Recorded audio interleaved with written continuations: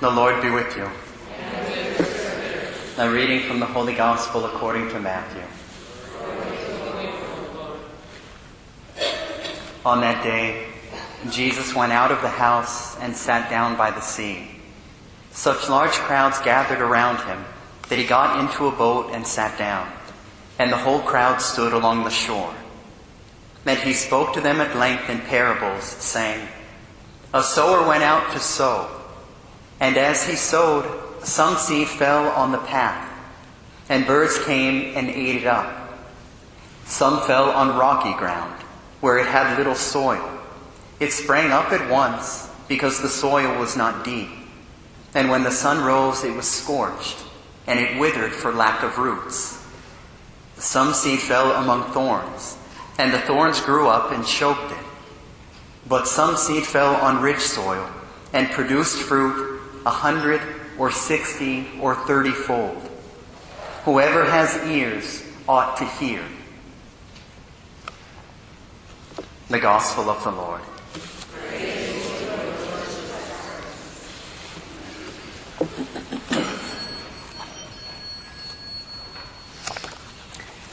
Just recently someone gave me a new book, and part of the title is "The Story of a Murderer Who Became a Monk."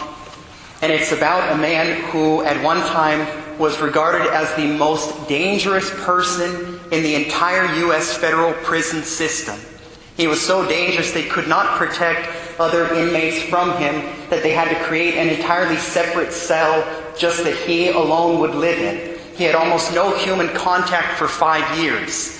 And I'm only 30 pages into it, so I don't know the whole story yet, except that he did convert.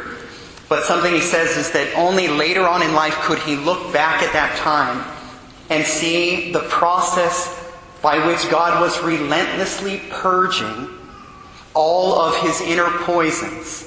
His hatred, his rage, his bias, his bitterness, revenge, violence, all those things that had been controlling him.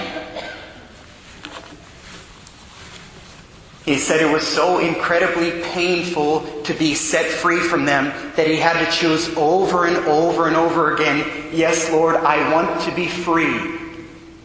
It's like the Egyptians, it's like the Israelites leaving Egypt, and it's so difficult.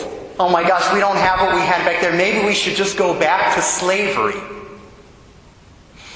And it's like every single one of us in the process of conversion.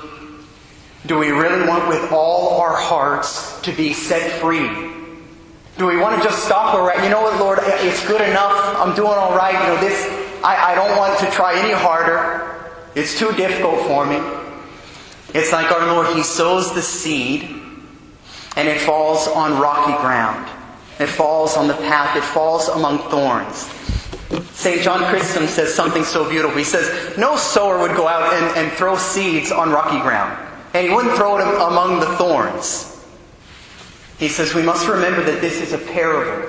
And the difference between seed being thrown in those areas and the Word of God touching human minds and hearts that are hardened, that are filled with thorns, that are filled with attachments to this life, is that the Word of God is so powerful that even our rocky hearts may be made rich soil. That the paths can be cleared, that the thorns can be extirpated, and we can all truly be set free.